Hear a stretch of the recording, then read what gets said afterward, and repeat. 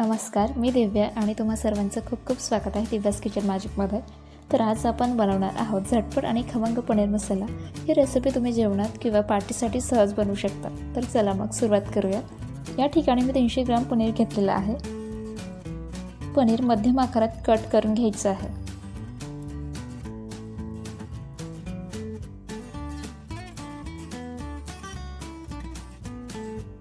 नंतर यावर ब्याडगी मिरची पावडर आणि हळद घालायची आहे। मिरची पावडर आणि हळद पनीर क्यूब्सला व्यवस्थित लावून घ्यायची।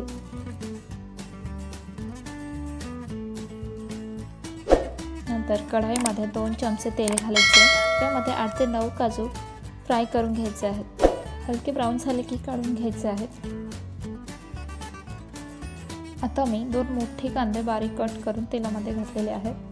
ते सोनेरी रंग येईपर्यंत परतून घ्यायचे आहे। कांदा जास्तही भाजायचा नाहीये। अशा प्रकारे हलका सोनेरी झाला की काढून घ्यायचं आहे।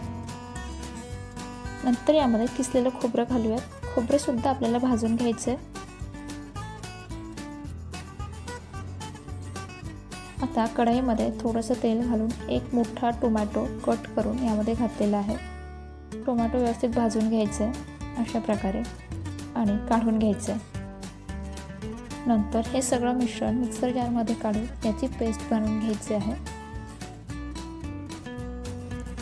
थोडे लसणाचे पाकळ्या सुद्धा यामध्ये ॲड करायचे आहे।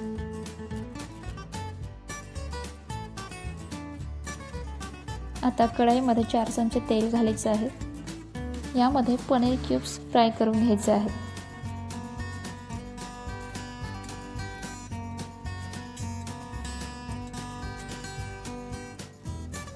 अशा प्रकारे सगळ्या बाजूने पनीर व्यवस्थित फ्राय करून घ्यायचं आहे। फ्राय झाल्यानंतर काढून घ्यायचे आणि अशाच पद्धतीने बाकीचे क्यूब सुद्धा आपल्याला फ्राय करून घ्यायचे आहेत। या ठिकाणी पनीर फ्राय झालेला आहे। आता उरलेल्या तेलामध्ये 1 चमचा तूप घालायचं आहे। तुपाने छान चव येते भाजीला।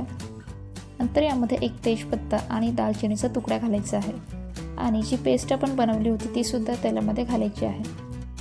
पेस्ट 2 ते 3 मिनिटं छान प्रकारे परतून घ्यायचे आहे।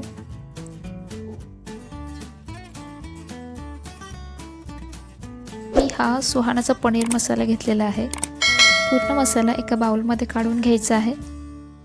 नंतर यामध्ये अर्धा कप दूध घालायचं आहे। याला व्यवस्थित मिक्स करून बाजूला ठेवायचे थोडा वेळ।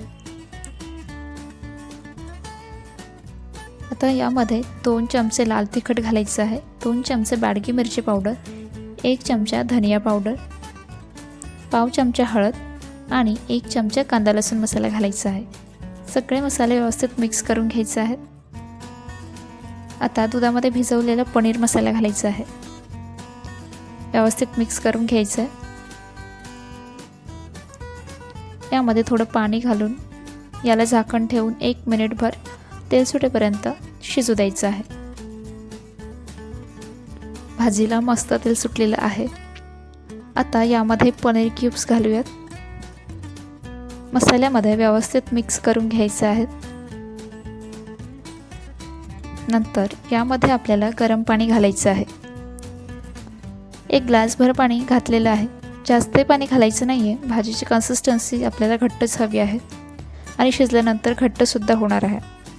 चवीनुसार मीठ घालायचं आहे आणि 4 ते 5 मिनिटं ही भाजी लो फ्लेमवरती शिजू द्यायची आहे। भाजी छान प्रकारे शिजलेली आहे आणि हवी तशी कन्सिस्टन्सी सुद्धा आहे। रेसिपी आवडली असेल तर लाईक करा आणि चॅनलला सबस्क्राईब करा। पहा काय सुरेख रंग आलाय भाजीला। यावर थोडी मलाई घालूयात। मलाई आवडत नसेल तर स्किप करू शकता।